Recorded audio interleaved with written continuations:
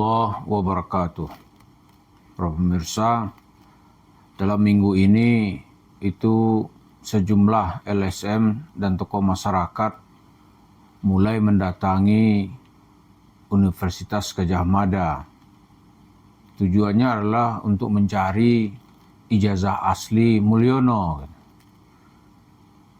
Karena ada dugaan bahwa Mulyono telah menggunakan ijazah palsu atau ijazah yang dia pegang itu palsu. Ini soal asli dan palsu ini membawa kita kepada apa yang disebut ini Mansur itu punya ijazah asli atau dia terus-terusan berbohong. Ini yang mau kita bahas nih. Kalau yang besar-besar itu biarlah urusan politisi. Kalau kita mengurus bagaimana masyarakat ini jangan menjadi korban. Nah, isu Mansur, kalau kita mengangkat tema-temanya yang penuh kepalsuan dan kebohongan, itu sekarang banyak masyarakat yang sudah senang. Artinya apa yang kita ceritakan beberapa tahun yang lalu itu, Yusuf Mansur itu memang seorang pembohong. Pembohong dalam materi agama, pembohong dalam ucapannya, kemudian segala atribut-atribut yang dia pakai itu, misalnya gelar akademis, itu cenderung dengan gelar palsu. Apa buktinya gelar palsu? Ya.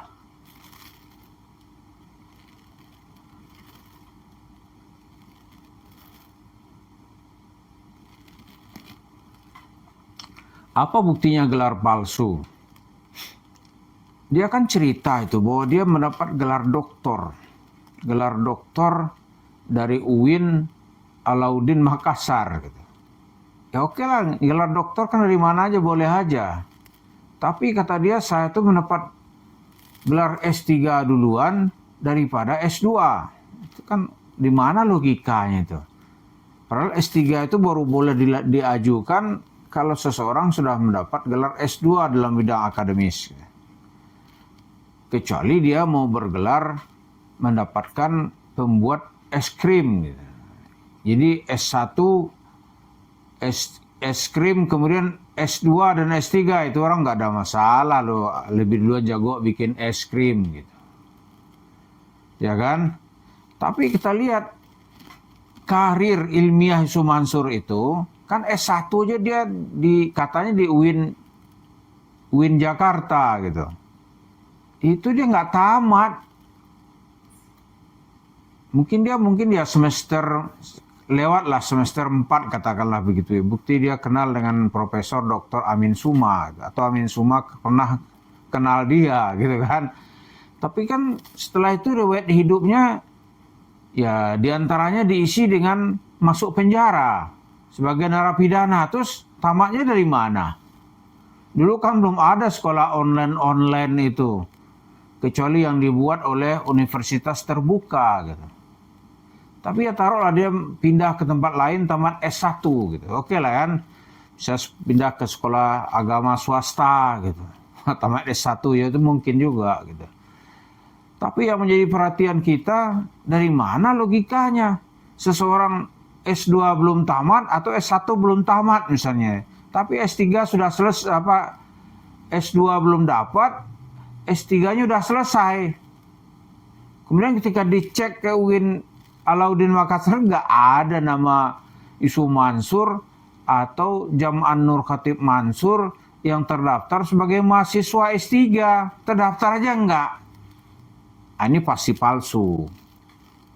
Pasti palsu. Jadi kalau masih ada 1-2 pendukung Yusuf Mansur ya. Atau Mukibin Yusuf Mansur gitu. Ya kan?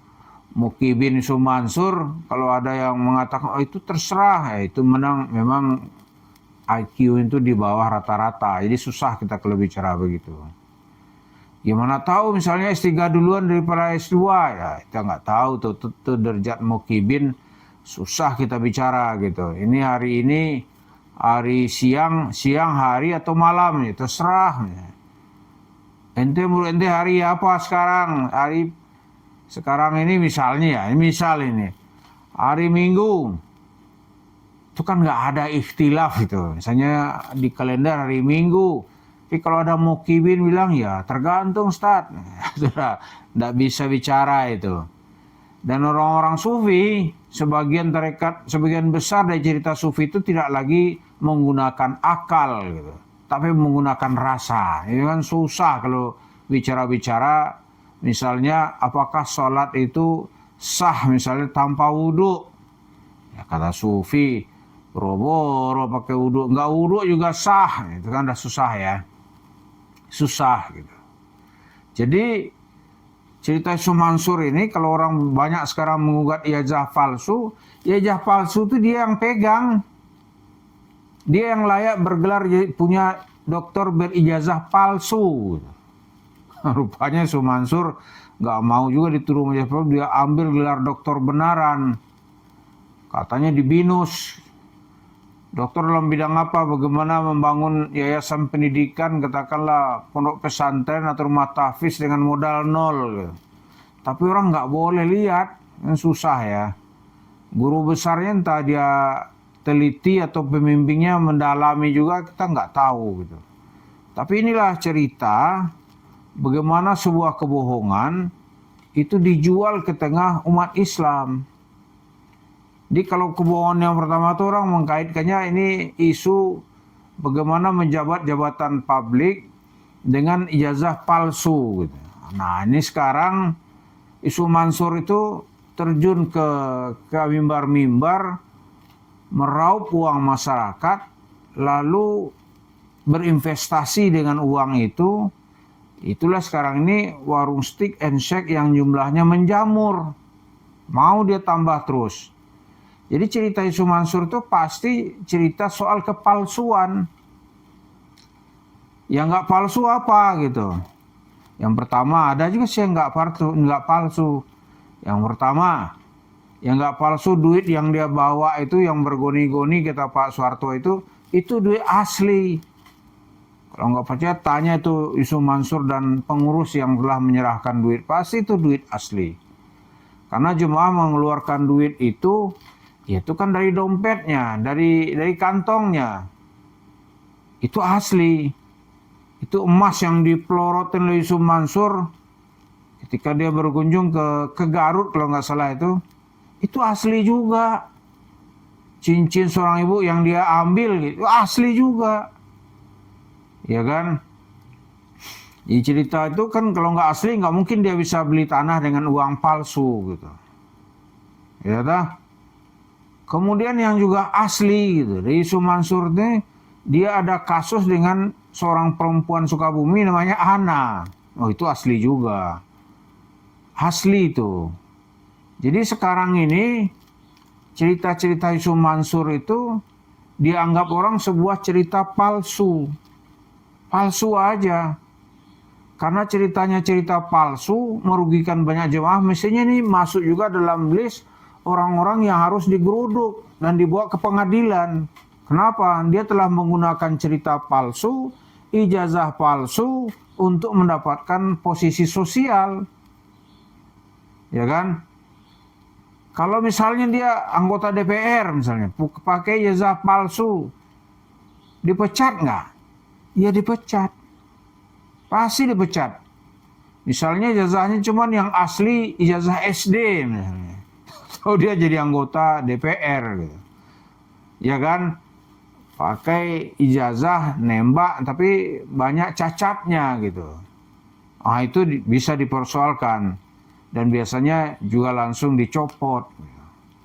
Sama lu ketika orang zaman SBY dulu tuh ada seseorang dengan posisi yang sangat mentereng. Jaksa Agung digugat oleh Yusril, ya kan? Ujung-ujungnya kan diberhentikan dia dengan secara ya tidak hormat itu berhentinya karena ada syarat administratif yang telah dia palsukan. Nah Yusuf Mansur ini memalsukan ajaran Islam, memalsukan identitasnya juga, memalsukan ijazahnya, lalu dengan demikian dia tampil ke hadapan publik dan meraup uang dengan jumlah yang tidak sedikit. Dari uang itu nanti dia bisa menjadi pengusaha membangun warung steak and shake dan usaha-usaha lain yang jumlahnya ratusan. Gitu. Itu cerita dari jemaah Masjid Kota Wisata Cibubur bahwa Yusuf Mansur itu telah menipu mereka dengan label-label ustadz dan label-label program bisnis batu bara dengan paketnya yang bernama Jabal Nur. Mudah-mudahan masyarakat makin kritis dan makin meningkatkan kecerdasannya untuk mengejar segera penipu-penipu yang telah merugikan mereka. Di antaranya adalah Yusuf Mansur dan keluarganya. Terima kasih. Assalamualaikum warahmatullahi wabarakatuh.